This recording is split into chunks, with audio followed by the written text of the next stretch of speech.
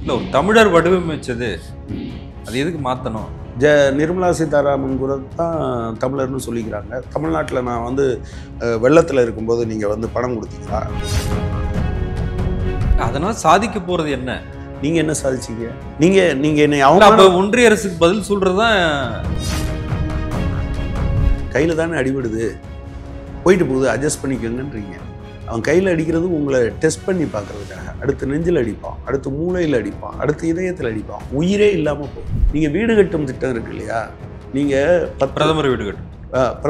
அது பிரதமர் வீடு கட்டும் திட்டம் இல்லைங்க. அவங்க பேர் அப்படி வச்சுக்கிட்டாங்க. நீங்கள் சொன்ன மாதிரி அதுல மாநில அரசு பணமும் இருக்கு.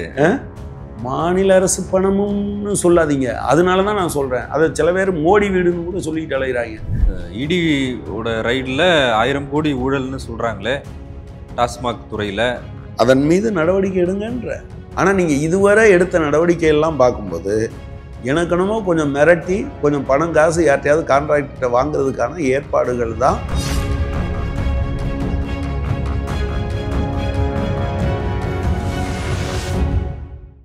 சவுத் பீட்டின் அன்பு உறவுகளுக்கு வணக்கம். நான் ஃபெலிக்ஸ் இன்பஒளி. இந்த நேர்காணலில் நாம் சந்திக்க இருப்பவர் மார்க்சிஸ்ட் கம்யூனிஸ்ட் கட்சியின் மாநில செயற்குழு உறுப்பினர் தோழர் கனகராஜ் அவர்கள்.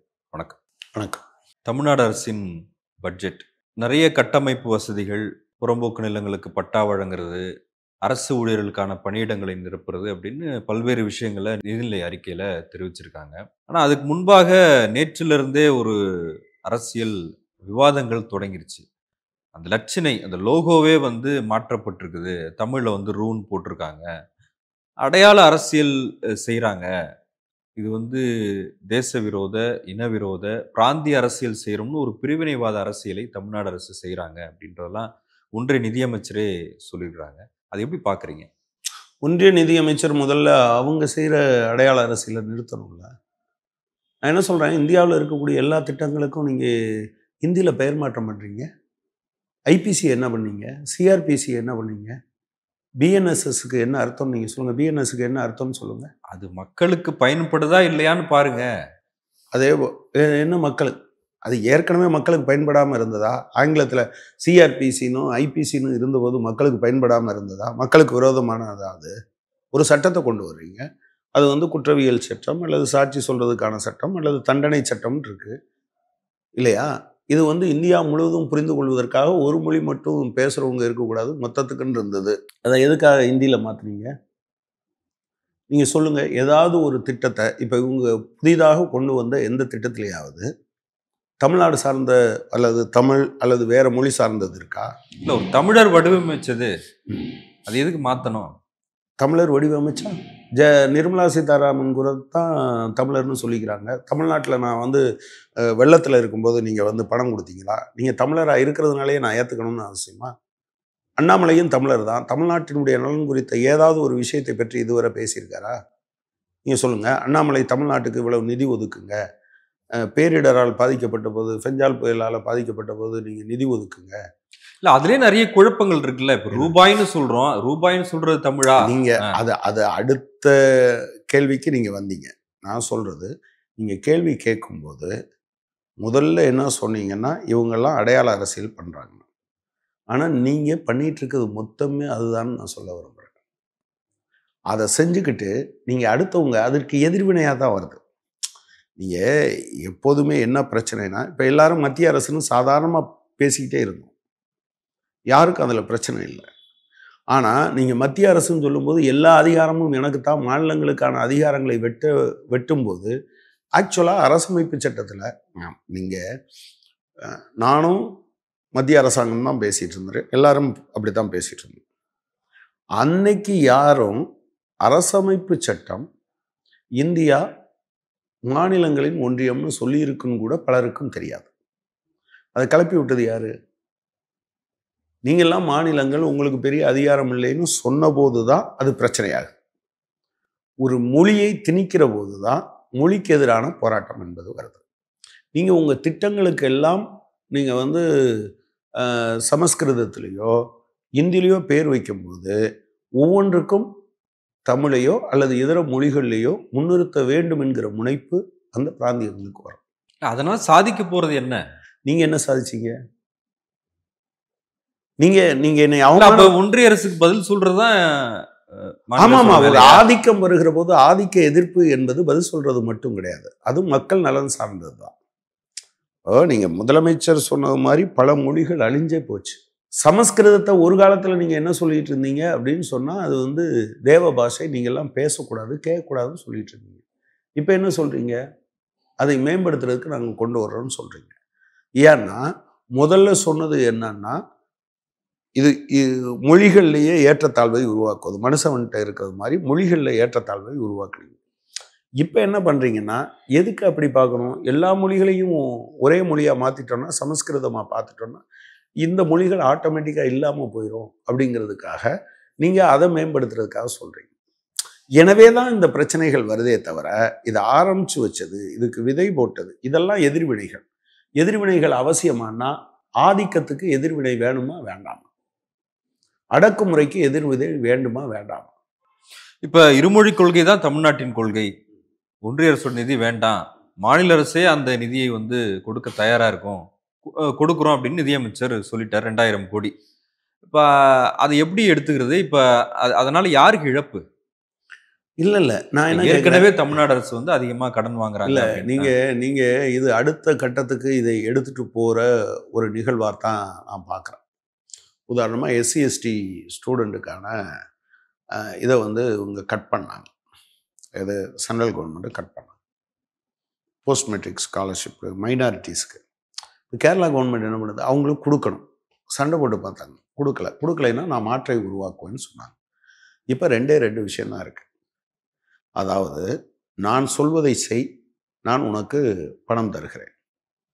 நாளைக்கு நீங்கள் சொல்கிறத எல்லாம் கேட்டுக்கிட்டே போனீங்கன்னு வச்சுக்கோங்க, ஒரு கட்டத்தில் உங்களுடைய சுயத்தை இழந்து விட்டு வாருங்கள், என்னைய மாதிரி இருங்க, உங்களுக்கு பணம் தரேன்னா, நாளைக்கு வந்து தமிழ்நாட்டில் மருத்துவக் கல்லூரிகளில் அது என்ன கோமியம், சாணம் இதையெல்லாம் வச்சு தான் நீங்கள் வந்து மருத்துவம் செய்யணும், இதை கற்றுக் கொடுங்க, நான் பணம் தர்றேன்னா ஏற்றுப்பேன்னு சொல்லுவீங்களா? ஏதோ இந்த ஒரு விஷயத்தை மட்டும் சொல்கிறாங்கன்னு நீங்கள் நினைக்காதீங்க. நீங்கள் வேறு விஷயங்களில் நீங்கள் இதை மட்டும் முன்னிறுத்துறீங்க. நான் என்ன கேட்குறேன், நீ இப்படி இப்படி இப்படி கேட்குறவங்கெல்லாம் இதை பண்ணிட்டா இதை பண்ண முடியுமான்னு கேட்குறீங்களா? போஸ்ட் மெட்ரிக் ஸ்காலர்ஷிப் 75% இருந்தது. யூனியன் கவர்மெண்ட்டு சுதந்திரத்துக்கு முன்னால் இருந்து கொடுத்துட்டு வந்தாங்க. அதை ஏன் 60 ஆக்குனீங்க? 2 வருஷம் ஏன் நிறுத்துனீங்க? அதை ஏன் 60% ஆக்குனீங்க? அதையாவது ஒழுங்காக கொடுக்குறீங்களா? ஏன் கேட்க மாட்டேன்றீங்க? 100 நாள் வேலைக்கு அவர் சொல்லியிருக்காரு 3796 கோடி ரூபா வரல அப்படின்னு சொல்லியிருக்காரு. சரி, இல்ல, இப்ப அதை மாநில அரசு கொடுக்க முடியுமா? முடியாதுல்ல. எது இல்ல தேவைன்னா ஒன்றிய அரசு கிட்ட கேட்டு வாங்க வேண்டியதுதானே மாநில அரசோட வேலைன்னு கேக்குறாங்க. அதைத்தான் என்ன செய்யணும்? கொடுக்கலன்னா கேட்டு வாங்குங்க. இல்ல அதை தான் நம்ம எல்லாரும் சேர்ந்து சண்டை போடுவோம். அதுவரை நிறுத்தி வச்சிடலாமா?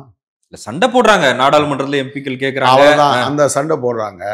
வேற அதனால தான் சொல்றோம், இது மாநிலத்தை கழுத்தை பிடிச்சி நெரிக்கிற வேலை. இப்போ உதாரணமா நான் இப்படி கேட்குறேன், இப்போ மெட்ரோ ரயில் திட்டம் 2வது ஃபேஸுக்கு அவங்க பணமே ஒதுக்கலை. 2021 அவங்க அடிக்கல் நாட்டுறாங்க. 22, 23, 24 இப்போ இந்த வருஷம் தான் நிதி ஒதுக்குறேன்னு சொல்லியிருக்காங்க. இந்த 4 வருஷமும் அதை நிறுத்தி போட்டு வச்சுருந்துருக்கலாமா? நீங்கள் தான் சொல்லணும். சரி, இப்போது எம்என் ரேகாவுக்கு பணம் கொடுக்கல, அவங்க வேலை செஞ்சிட்டாங்க. இப்போது இந்த 3000 சொச்சம் கோடியவும் எதுவும் செய்யாமல் நிப்பாட்டிடலாமா? அவங்களோட போராடுறோம். நான் என்னையை பொறுத்தவரையில் அவங்க வந்து சமக்கிர சிக்ஷா அபியானுக்கு கொடுக்குற பணத்தை நிறுத்த முடியாது என்று நான் உறுதியாக நம்புகிறேன். கட்டாயம் வம்பு பண்ணிட்டு அவங்க அந்த பிஎம்ஸ்ரீக்கு ஒதுக்குற பிஎம்ஸ்ரீ எவ்வளோ தெரியுமா? வெறும் 25 லட்சம் ஒரு ஸ்கூலுக்கு. அவ்வளோதான். நீங்கள் ஒட்டு மொத்தமாக 27,000 கோடி. எத்தனை வருஷத்துக்கு 27,000 கோடி? 5 வருஷத்துக்கு. அதில் 18,000 கோடி தான் சென்ட்ரல் கவர்மெண்ட்டுடைய ஃபண்டு. இந்த 18,000 கோடியை 14,500 பள்ளிகளுக்கு அமல்படுத்த போகிறேன்னு சொல்லியிருக்காங்க. ஒரு பள்ளிக்கு ஒரு வருஷத்துக்கு எவ்வளவு ஆகும் தருவாங்க தெரியுமா? வெறும் 25 லட்சம். இந்த 25 லட்சம் ஒரு பள்ளிக்குன்னா எல்லா பள்ளிகளுக்கும் கிடையாது. தமிழ்நாட்டில் 200 பள்ளி வருமா? தமிழ்நாட்டில் எத்தனை பள்ளிகள் இருக்குது? எத்தனை ஆயிரம் பள்ளிகள் இருக்குது? கிட்டத்தட்ட 58,000 சொச்சம் பள்ளிக்கூடங்கள் இருக்குது. அதில் வெறும் 200 பள்ளிக்கூடங்களை எடுத்துகிட்டு அதுக்கு வருஷத்துக்கு 25 லட்ச ரூபா தருவேன், இதை நீ ஏற்றுக்கோ, இல்லைன்னா அது ஒட்டுமொத்தமாக சமக்கிர சிக்ஷா அபியானம் கொடுக்க மாட்டேன்றது அது வந்து அயோக்கியத்தனம், என்னுடைய பங்கை நீ வந்து மறுப்பது என்கிற கோபத்துக்கு பதிலாக அதை எப்படியாவது ஏற்றுக்கிட்டா என்ன அப்படின்னா அதுக்கு என்ன அர்த்தம்? ஏற்றுக்கலாமா? அப்புறம் இதோட நிறுத்துவாங்களா? 2வது இதுக்கு அதுக்கு சம்மந்தம் இல்லை. இது 2022 செப்டம்பரில் தான் அறிவிக்கிறாங்க. 22ல இருந்து 27 வரைன்னு அறிவிக்கிறாங்க. நீங்கள் சரி இதை ஏற்றுக்கிட்டா இதோட முடிஞ்சிருமா? நீங்கள் ஒன்றை தெரிஞ்சுக்கங்க. எப்போதுமே நீங்கள் வந்து அவங்க சொல்கிறாங்களே இதை ஏற்றுக்கிட்டா என்ன? ஆக்சுவலாக வந்து பாபர் மசூதி சம்பந்தமான பிரச்சனைகள் வரும்போது பொதுவாக இந்த பக்கம் அந்த பக்கம் இல்லாத ஒரு நேர்மையான பல பேர் சரிங்க ஒரு மசூதியை இடிச்சான்னா விட்டு போக வேண்டியதானே. இன்ஃபேக்ட் அந்த பிரச்சனைகள் வருகிற போது தான் நான் மார்க்சிஸ்ட் கட்சிக்குள்ள நான் உறுப்பினராக நான் என்ட்ரு ஆகிறேன். பிஜேபி ஆரம்பித்த பிறகு தான் அதை ஆரம்பிக்கிறாங்க. நான் 85ல் கட்சிக்கு வரேன். இந்த பிரச்சனைகள் வருகிற போது நான் ஒரு கட்சி தலைவர்கிட்ட கேட்டேன். ஏன்னா இது சமூகத்தில் இருந்த சாதாரண மற்ற மனிதர்களுடைய உணர்வு என்னவோ அந்த உணர்வு தானே. அவர் சொன்னார், இதோட இடிச்சிருவாங்கன்னா சரி சனியை ஒளியுது அப்படின்னாவது விட்டுட்டு போயிடலாம். இவங்க இப்படி கேட்குறாங்க, சரி இதோட இந்தியா முழுவதும் ஒரு அமைதி நிலவட்டும். சுப்ரீம் கோர்ட்டே இந்த வழக்கில் என்ன பதில் சொல்லிச்சு? பாபர் மசூதி எடுத்து இந்தியா முழுவதும் இப்படி ஒரு பிரச்சனை இருக்குது, இதை செட்டில் பண்ணுவதன் மூலமாக நிரந்தரமாக பீஸை கொண்டு வந்து விட்டாங்களா? காசி, மதுரா, சம்பல், தமிழ்நாட்டில் நீங்கள் பார்த்தீங்கன்னா திருப்பரங்குன்றம் என்று தொடர்கிறார்களா இல்லையா? எனவே அவர்களுடைய சதித்திட்டத்தை முன்னுணர்ந்து இது எதுவும் ஒரு விஷயந்தான், எனவே அட்ஜஸ்ட் பண்ணி போவோம் அப்படின்னு நீங்கள் போகிறது மாதிரியான நிலைமை இல்லை. அவங்க ஒரு ஒரு ஒரு மிகவும் பிற்போக்கான வலதுசாரி ஒடுக்குமுறை கொள்கையை வைத்திருப்பவர்கள். நீங்கள் பிரிட்டிஷ்கார மாதிரி ஆயுதத்தை தூக்கிட்டு வர்றதுக்கு பதிலாக கலாச்சார ரீதியாகவும் நிதியை கையில் வைத்து கொண்டும் அதே போல் உங்களுக்கு இருக்கக்கூடிய சட்டத்தில் இருக்கக்கூடிய சில விஷயங்களை கையில் எடுத்துக்கொண்டும் நீங்கள் ஒடுக்குமுறை செய்யணும் அப்படின்னு நீங்கள் நினைக்கிறீங்க. அதுக்கு எதிரான போராட்டத்தை நீங்கள் ஆரம்பத்தில், அதாவது நீங்கள் என்ன கேட்குறீங்கன்னா, கையில் தானே அடிபடுது, போயிட்டு போகுது, அட்ஜஸ்ட் பண்ணிக்கோங்கன்றீங்க. அவன் கையில் அடிக்கிறது உங்களை டெஸ்ட் பண்ணி பார்க்கறதுக்காக. அடுத்து நெஞ்சில் அடிப்பான், அடுத்து மூளையில் அடிப்பான், அடுத்து இதயத்தில் அடிப்பான், உயிரே இல்லாமல் போகும். எனவே ஒரு அடி என்று பார்க்காதீர்கள், எல்லாமும் சேர்ந்தது தான். நீங்கள் ஒரு ஒரு ஒரு ஒரு குடத்தில் தண்ணியை வச்சு 30 டிகிரி தான் இருக்குது, 35 டிகிரி தான் இருக்குது, இதெல்லாம் நீங்கள் தாங்கிக்கிட்டே தான் இருப்பீங்க. இது ஒரு பிரச்சனையான்னு கேட்காதீங்க. அடுத்து வரும்போது அது நீங்கள் உயிரோடு இருக்கிறதுக்கே வாய்ப்பு இல்லாமல் போகும். எனவே அது சரியான திருப்பி அடித்தல் என்று நான் கருதுகிறேன். தமிழ்நாடு பட்ஜெட்ல எல்லோருக்கும் எல்லாம் அப்படின்ற அந்த சொற்கள் வந்து இடம்பெற்றிருந்துச்சு. இந்த பட்ஜெட்டை பொதுவாக எப்படி பார்க்குறீங்க? இல்லை, பொதுவாக நான் வந்து இந்த பட்ஜெட்டை வரவேற்கிறேன். ஒன்று, மாணவர்களை மையப்படுத்தியதாக இருக்கு. இளைஞர்களுடையக்கு வேலை வாய்ப்பு கொடுக்க வேண்டும், வளர்ந்து வருகிற புதிய தொழில்நுட்பங்களுக்கு ஈடு கொடுக்கிறவர்களாக இவர்களை உருவாக்க வேண்டும் என்கிற முனைப்பு அதுக்குள்ளே இருக்கு. ஏஐ தொழில்நுட்பம் உட்பட பல்வேறு விஷயங்களுக்கு அரசு தனியாகவும் அதே போல் நவீன தொழில்நுட்பங்களை வைத்திருக்கக்கூடிய பெரு நிறுவனங்களோடு ஒரு அவங்களோட உதவியோடவும் செய்கிறதா பண்ணியிருக்காங்க. அப்புறம் தமிழ்நாட்டினுடைய, எனக்கு தெரிஞ்சு நான் வந்து ரொம்ப நாளாக தூத்துக்குடியில் ஒட்டப்பிடாரம் ஒரு மிக பின்தங்கிய பகுதி. ஒட்டப்பிடாரத்தில் அரசு கலைக்கல்லூரியே இல்லை. ஒரே ஒரு இப்போ மனோ யூனிவர்சிட்டி, அதுவும் வந்து ஒரு செல்ஃப் ஃபினான்ஸ் அதுதான் வச்சுருக்காங்க. இல்லைன்னு ரொம்ப நாள் போடுறோம். நிச்சயமாக பல கல்லூரிகள் மாநிலத்தின் பல பகுதிகளில் அந்த மாதிரி, அதே போல் ஐடிஐ பல பகுதிகளில், அதே போல் என்ன பாலிடெக்னிக் பல இடங்களில். 3வது விஷயம் என்னென்னா, வளர்ந்து வருகிற தொழில்நுட்பத்துக்கு தகுந்த மாதிரி புதிய படிப்புகளை அமல்படுத்துவது, மடிக்கணினியை மீண்டும் கொண்டு வருவது. நீங்கள் இவங்க மற்ற மாணவர்களுக்கு இருக்கக்கூடிய திட்டத்தை திருநங்கை திருநம்பிகளுக்கும் கொண்டு வருவது என்று மாணவர் சார்ந்த பல பகுதிகள் இருக்கு, மாணவ சங்கங்கள். இன்னொரு பக்கத்தில் பார்த்தீங்க அப்படின்னு சொன்னால் இளைஞர்கள் சார்ந்த பகுதி, அவர்களுடைய வேலைவாய்ப்பு திறனை மேம்படுத்துவது, வளர்ந்து வருகிற ஐடி செக்டாருக்கு உதவுவது, அப்புறம் அதே போல் நீங்கள் வந்து இந்த ஸ்டார்ட் அப்புக்கு உதவி செய்வது, அப்புறம் பயிற்சி மையங்கள், இந்த மாதிரியான ஏற்பாடுகள். 3வதாக நான் பார்க்குறது பெண்களை மையப்படுத்திய விஷயம். பெண்கள்னு இருந்தால் அவங்களுக்கு வந்து அவங்களுக்கு சொத்து பதிவு செஞ்சால் அதில் 1% ஒரு குடும்பத்தில் அப்படி யோசிப்பாங்கள்ல. உண்மையில் அது இன்னோவேட்டிவ்னு நான் ஃபீல் பண்ணுறேன். நீங்கள் வந்து இப்போ மேற்கு வங்காளத்தில் என்ன பண்ணாங்கன்னா, அரசு ஒரு பட்டா கொடுக்கும் என்று முடிவெடுத்தா, அந்த பட்டாவை ஜாயிண்ட் பட்டாவாக இருக்கும் அல்லது பெண்களுக்கான பட்டாவாக இருக்கும். இப்போ நம்ம ஊரில் குடும்பத் தலைவர் என்கிற முறையில் அப்படி சொல்லிட்டு. ஸோ தமிழ்நாடு பெண்களுக்கு சொத்துல பங்கு கொடுத்த முதல் சட்டம் இயற்றிய முதல் மாநிலம் என்கிற முறையில் ஆனால் ரொம்ப பாசிட்டிவான விஷயமாக தான் நான் அதை பார்க்குறேன். அப்புறம் தோழிகள் விடுதி. இப்போ அதில் கூட நான் என்ன நினைக்கிறேன்னா, இங்கே டே கேர் சென்டர் நிறைய இடத்துல இல்லை. அநேகமாக சமூக நலத்துறை இது வரும்போது, இப்போ நீங்கள் பத்திரிகையாளர்கள் குழந்தைகளை வச்சுக்கிட்டு என்ன பண்ணுவாங்க? ஃபீல்டுக்கு போகிறவங்களுக்கு என்ன ஏற்பாடு இருக்குது? மற்றவங்களுக்கு கிரச் இருக்குது, அந்த மாதிரியான அங்கே இங்கே இது தனியார் இதில் தான் கொண்டு போய் விட வேண்டியிருக்கு. ஒரு டே கேர் சென்டர் அந்த மாதிரி இருக்கலாம். தங்குவதற்கு பாதுகாப்பற்ற தன்மைகள் வளர்ந்து கொண்டே வருகிற போது அந்த பாதுகாப்பான சூழலை ஏற்படுத்துவது என்பதற்கு ஒரு குறிப்பிட்ட பகுதி நகரங்களில் என்ன செய்கிறது, முகத்தை அடையாளம் காண்ற, வண்டிகளை அடையாளம் காண்ற இந்த தொழில்நுட்பங்களுக்காக கொடுப்பது, இந்த தோழிகள் விடுதிகளை அதிகமாக கட்டுவது என்பது மாதிரியான அந்த ஏரியா. அப்புறம் பெண் தொழில் முனைவோருக்கான ஒரு முயற்சி என்கிற முறையில் அது இருக்கு. இன்னொரு பக்கம் பார்த்தீங்க அப்படின்னா, இந்த இளைஞர்கள் அப்படின்னு வரும்போது வேலைவாய்ப்பை பொறுத்தளவில் அது போதுமானதில்லைன்னு நான் நினைக்கிறேன். கடந்த 4 வருஷத்தில்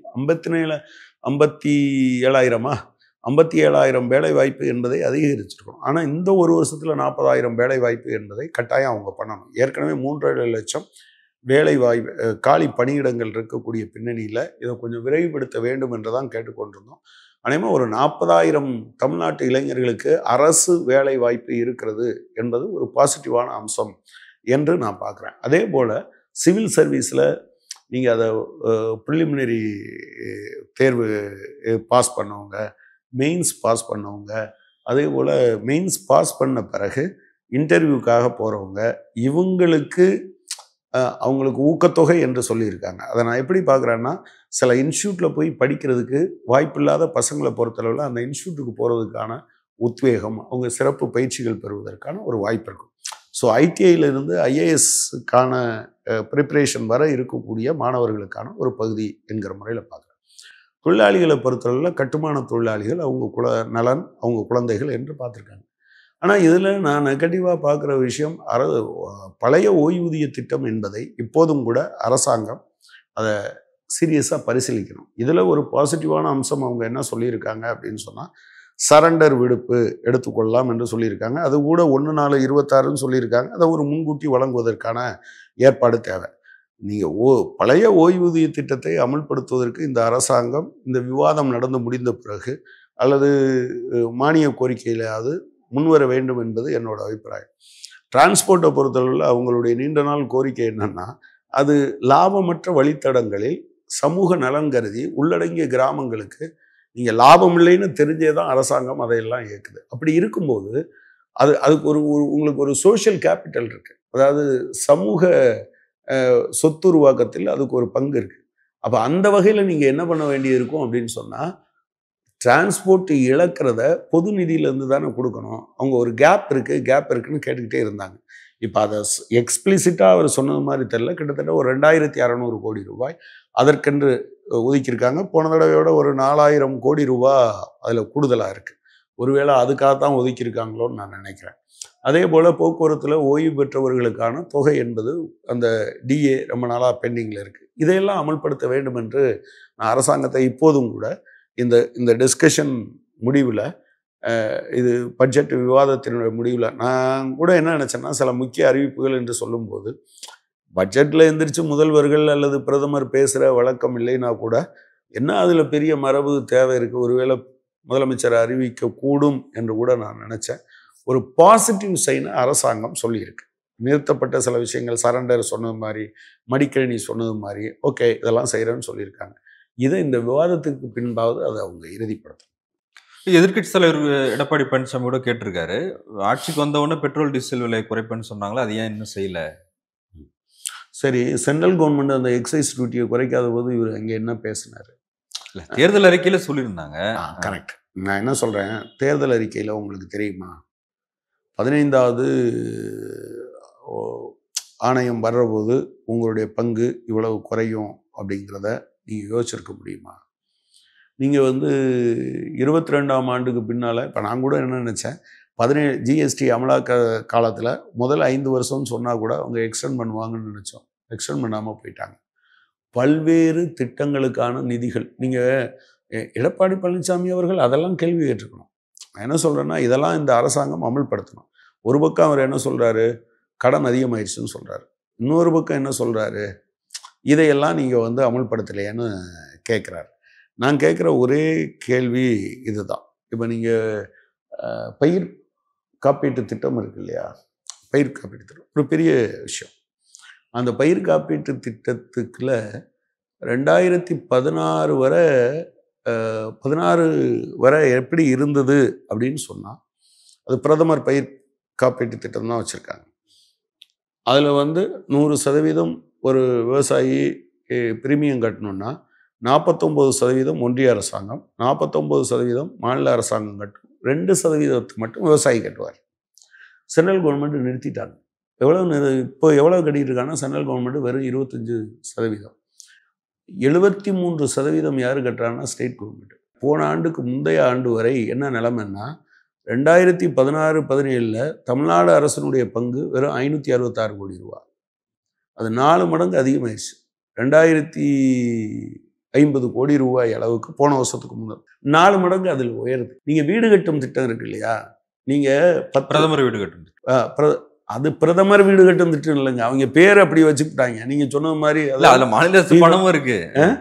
மாநில அரசு பணமும்னு சொல்லாதீங்க. அதனால தான் நான் சொல்கிறேன். அதை சில பேர் மோடி வீடுன்னு கூட சொல்லிட்டு அலைகிறாங்க. மொத்தம் எவ்வளவு கொடுக்குறாங்க. இப்போ தமிழ்நாடு அரசாங்கம் ஏழைகளுக்கு காங்கிரீட் வீடுகள் கட்டுவதற்கு 1 லட்சம் வீடு கட்டுறதுக்கு எவ்வளோ ஒதுக்கியிருக்கு? 3.5 லட்சம் கோடி ரூபாய் ஒதுக்குது இல்லையா? ஒரு வீட்டுக்கு எவ்வளோ ஒதுக்குறாங்க? 3.5 லட்சம் ரூபாய் ஒரு வீட்டுக்கு. சென்ட்ரல் கவர்மெண்ட்டு ஒரு வீடு கட்டுறதுக்கு அதுக்கு பெத்த பேர் தாக நீல் லேதுவா.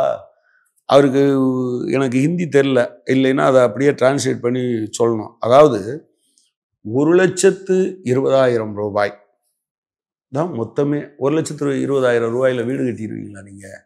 இந்த 1,20,000 ரூபாயில் 60% மட்டும்தான் யார் கொடுப்பா? ஒன்றிய அரசாங்கம் கொடுக்கும். அப்போனா எவ்வளவு? 72,000 ரூபா.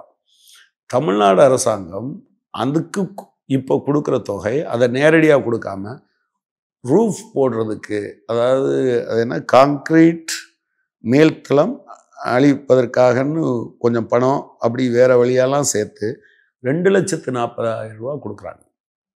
இந்த 2,40,000 ரூபாயில் 72,000 ரூபாய் மட்டும்தான் என்னது ஒன்றிய அரசாங்கம் கொடுக்குறது. மீதி இருக்கக்கூடிய 1,68,000 ரூபாய் யார் கொடுக்குறா? தமிழ்நாடு அரசாங்கம் கொடுக்குது. ஆக்சுவலாக இதுக்கு பேர் என்ன வைக்கணும்? தமிழ்நாடு அரசு வீடு கட்டும் திட்டம்னு பேர். இப்படி சென்ட்ரலி ஸ்பான்சர்ட் ஸ்கீம் இருக்குது பார்த்தீங்களா? இப்போ எடப்பாடி பழனிசாமி இதில் என்ன கேள்வி கேட்டிருக்கணும் வெளியே வந்தோன்னு? ஒரு தமிழ்நாட்டுக்கு வர வேண்டிய 3,00,000 கோடியை கொடுக்காம வச்சிருக்கியே, நியாயமா என்று ஒன்றிய அரசாங்கத்தை நோக்கி வலுவாக குரல் எழுப்பணுமா இல்லையா? அவர் முதலமைச்சராக இருந்தவர். எனக்கு உங்களுக்கு நம்மெல்லாம் ஒரு காமன் மேன். உழைச்சிட்டேன், வேலைக்கு வந்துட்டேன், 10 நாள் வேலை பார்த்துட்டேன், எனக்கு கூலி இவ்வளவு கொடுன்னு கேட்போம். பட் நீங்கள் முதலமைச்சராக இருந்தவர், நீங்கள் என்ன கேட்கணும்? ஒன்றிய அரசாங்கம் இதை கொடுக்க வைக்கணும்னு கேட்கணுமா இல்லையா? அப்போது நீங்கள் பயிர் பாதுகாப்பு திட்டத்துக்கு உங்கள் பங்களிப்பை சென்ட்ரல் கவர்மெண்ட்டு குறைச்சிருச்சு. SC/ST போஸ்ட் மெட்ரிக் ஸ்காலர்ஷிப்புக்கு குறைச்சிருக்கு. அதே போல் வீடு கட்டும் திட்டத்துக்கான பணத்தை குறைச்சிருச்சு.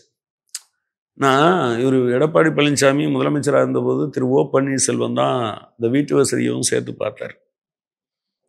இங்கே கேபி பார்க் போராட்டம் உங்களுக்கு நினைவு இருக்கும்னு நினைக்கிறேன். நாங்கள் போய் அவரை பார்த்தோம். 3 முறை பார்த்தோம். ஒரு முறை நான் போயிருந்தேன், மற்ற முறை. அது என்ன திட்டம் தெரியுமா? 2020 ஒன்றிய அரசாங்கம், மாநில அரசாங்கம், உலக வங்கியின் சார்பாக ஏசியன் டெவலப்மெண்ட் பேங்க் 3 பேரும் சேர்ந்து போட்ட ஒப்பந்தத்தில் என்னன்னா, அதுவரையிலும் இலவசமாக கொடுத்து கொண்டிருந்த குடிசை மாற்று வாரிய வீடு குடியிருப்புகளை காசு கொடுத்தா தான் பண்ண முடியும் என்று ஒப்பந்தத்தை போட்டு வந்துட்டாங்க. ஓகே, அது பல இடங்களில் நீங்கள் சர்வதேச அளவில் வர்ற ஒப்பந்தம், நெருக்கடி இருக்குது, உலக வங்கி நம்மளை சுரண்டுறான், மற்ற நாடுகள் இது பண்ணுறான். ஆனால் நீங்கள் பாருங்கள், கொரோனா காலத்தில் கூட அவங்கள உள்ள ஏற்றவங்க அனுமதிக்கவே இல்லை. அவங்க வீட்டை கட்டித்தாரேன்னு சொல்லி கீழே கொண்டு வந்துட்டு கட்டி வச்ச பிறகு கொடுக்க மாட்டேன்னு சொன்னாங்க. அந்த அரசாங்கத்துக்கிட்ட போராடினோம், அது கொடுக்கல. ஆனால் இந்த அரசாங்கம் வந்த பிறகு நாங்கள் போராடினோம். பைசா இல்லாமல் தானே குடியேறி இருக்காங்க. சத்யவாணி முத்து நகர், காந்தி நகர், இந்திரா காந்தி நகர், இந்த 3 பகுதியிலும் இருக்கவங்கள பெரும்பாக்கத்துக்கு போக சொன்னாங்க. இங்கே வீடு கொடுத்தாங்க. சில பேருக்கு இல்லைங்க கேபி பார்க்லேயே அந்த அடிஷனலாக கட்டி இருக்கிறதுல கொடுங்கன்னு சொன்னோம், கொடுத்தோம். இப்போ கொஞ்சம் பேர் கண்ணப்பர் திடலில் இருந்தவங்க அந்த நார்த் மெட்ராஸ் பகுதிக்கு போயிருக்காங்க. இதில் எல்லாம் நீங்கள் என்ன பண்ணீங்கன்னு கேட்குறேன். எனவே நீங்களும் நானும் பேசுகிறது மாதிரி ஓபிஎஸ் பேசக்கூடாது. நான் பார்த்தேன், அந்த இதை பார்த்தேன். அவருக்கு இதில் விமர்சிப்பதற்கு எதுவும் இல்லை என்கிற காரணத்தினால் அவர் எங்கே போய் நிற்கிறாருன்னா, நீங்கள் பெட்ரோல் விலையை குறைக்கலை, டீசல் விலையை குறைக்கலை, நீட்டு என்னாச்சு என்று பேசிக்கொண்டு இருக்கிறார். காங்கிரீட்டாக அவருக்கு அடுத்த கேள்வி, இடியோட ரைடில் 1000 கோடி ஊழல்னு சொல்கிறாங்களே டாஸ்மாக் துறையில், அதை பற்றி அதை நேற்று ஆர்ப்பாட்டம் பண்ண வேண்டியதானே? நான் என்ன சொல்கிறேன், நேற்று ஆர்ப்பாட்டம் பண்ணுங்க. ஏங்க ஈடின்னு மட்டும் இல்லை, எந்த துறையிலேனும் ஏதாவது ஒரு நயா பைசா சட்டத்துக்கு விரோதமாக எடுக்கப்பட்டிருந்தால் அதில் தவறிழைத்தவர்கள் யாராக இருந்தாலும் அவர்கள் மீது நடவடிக்கை எடுக்க வேண்டும். அதில் எந்த ஆட்சேபனும் இல்லை. ஆனால் ஈடி பல நேரங்களில் ரெய்டு நடத்துதே, அதெல்லாம் என்னாச்சுன்னு கேட்குறேன் நான். ஈடி பல நேரங்களில் ரெய்டு நடத்துதில்ல. சேலத்தில் கொஞ்சம் விவசாயிகள் அவங்க ஈடி தன்னுடைய இதை விட்டுருச்சு. நான் ஊழலை டாஸ்மாகில் ஊழல் இல்லைலாம் சொல்ல மாட்டேன். ஆனால் ஈடியினுடைய நேர்மை இருக்கு இல்லையா, அது இட்ஸ் கொஸ்டினபிள்.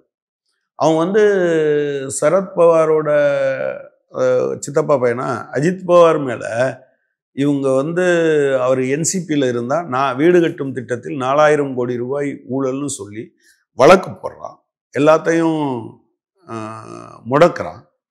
இவர் கட்சி மாறுறாரு,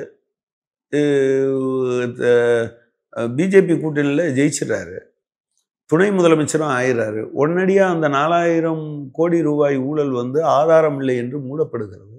ஃப்ரீஸ் பண்ண சொத்தையெல்லாம் நீங்கள் ரிலீஸ் பண்ணுறீங்க. நீங்கள் இடியினுடைய நம்பகத்தன்மை கேள்விக்குள்ளாகிருக்கு. இதனுடைய பொருள் நீங்கள் ஒன்று தெரிஞ்சுக்கங்க. லஞ்சம் வாங்குறதை மட்டுமே தொழிலாக வச்சுருக்க ஒரு போலீஸ்காரர், அல்லது தான் சம்பாதிப்பதற்காக மட்டுமே வேலை பார்க்குற ஒரு போலீஸ்காரர் இருந்தார்னா அவர் உண்மையிலே ரெய்ட் பண்ணால் கூட யாரும் நம்ப மாட்டாங்க. இப்போ நான் என்ன கேட்குறேன், டாஸ்மாக் ஊழல் நடந்ததுன்னா அதன் மீது நடவடிக்கை எடுங்கன்ற. ஆனால் நீங்கள் இதுவரை எடுத்த நடவடிக்கையெல்லாம் பார்க்கும்போது எனக்கு என்னமோ கொஞ்சம் மிரட்டி கொஞ்சம் பணம் காசு யார்ட்டையாவது கான்ட்ராக்டர்கிட்ட வாங்குறதுக்கான ஏற்பாடுகள் தான் நீங்கள். அதனால தான் சுப்ரீம் கோர்ட்லேயே இவங்க சொன்னது என்ன, இந்த காலத்தில் போடப்பட்ட வழக்குகளுடைய எண்ணிக்கை அதிகமாக இருக்குது, அது வழக்குகளாக தொடர்ந்து நடத்துறதுங்கிறது அதை விட கம்மியாக இருக்குது, சார்ஜ் ஷீட் போட்டது கம்மியாக இருக்குது. நீங்கள் கன்விக்ஷன் ரேட்டுன்னு பார்த்தீங்கன்னா அது 4% அந்த மாதிரி வந்திருக்கு. ஆனால் இந்த 4%ல் எத்தனை பேர் அரசியல்வாதிகள் எத்தனை பேர்? அப்போ என்ன, நீங்கள் பாலிடிக்ஸுக்காகத்தானே பயன்படுத்துறீங்க? ஹேமந்த் சோரன் வழக்கில் என்ன சொல்லுச்சு, இவர் மேலே காங்கிரீட்டாக ஏதாவது இருக்கா? ஒரு முதலமைச்சரை நீங்கள் கைது செய்றீங்க, ஒரு கட்சியினுடைய தலைவரை கைது செய்றீங்க. அப்போ நீங்கள் என்ன பண்ணியிருந்துருக்கணும்? ஒரு காங்கிரீட் எவிடன்ஸோடு தானே போயிருந்துருக்கணும். அது இல்லாததுனால சுப்ரீம் கோர்ட் என்ன கேட்டுச்சு, என்னப்பா நீ என்ன வச்சிருக்க, ஒன்றும் இல்லாமல் ஏன் பண்ணேன்னு அவரை ரிலீஸ் பண்ணிச்சு. எனவே நான் என்ன சொல்கிறேன்னா, அது கட்டாயமாக பல துறைகளிலும் ஊழல் இப்போன்னு இல்லை, நீண்ட காலமாக இருந்துகிட்டு இருக்கு. நீங்கள் அதனுடைய பொருள் நீண்ட காலமாக இருக்குன்னா விட்டுட்டு போகணும்லாம் நான் சொல்லலை. பட் ஈடி இதை எடுப்பதற்கு யோகியதாம்சம் உள்ள அமைப்பு என்கிற தகுதியை அது இழந்துருச்சு. எடப்பாடி பழனிசாமி அவர்கள் உண்மையிலே இதில் ஊழல் நடக்குதுன்னு நினச்சா என்ன பண்ணியிருப்பார்? ஈடி என்னைக்கு ரைடு நடந்துச்சு, எவ்வளோ ரூபா கைப்பற்றுச்சு? முன்னாலெல்லாம் போனால் சொல்லுவாங்கல்ல, என்ன சொல்லியிருக்காங்க? நேற்று ஒரு சின்ன ட்வீட் போட்டிருக்காங்க ஈடி. என்ன சொல்லியிருக்காங்கன்னா, ஏராளமான இன்டிஸ்கிரிமினேட்டிங் டாக்குமெண்ட் நாங்கள் பார்த்துருக்கோம் அப்படின்னு கைப்பற்றியிருக்கோன்னு சொல்லியிருக்காங்க. நீங்கள் சேகர் ரெட்டி வீட்டில் நீங்கள் நான்லாம் கண்ணால் தானே பார்த்தோம், 2000 ரூபா நோட்டுகளை பார்த்தோம்ல.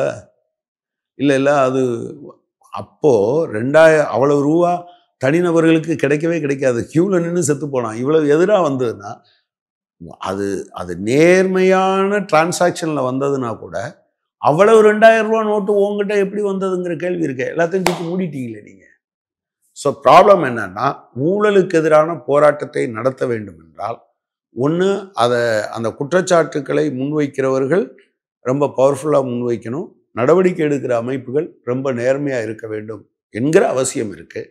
எனவே இதை இன்னைக்கு பட்ஜெட்டில் ஒன்றும் பெருசாக அடுத்த ஆண்டு தேர்தலுங்கிறதுனால பட்ஜெட்டு பெட்டராக இருக்கும். நன்றி உங்களுடைய நேரத்துக்கு.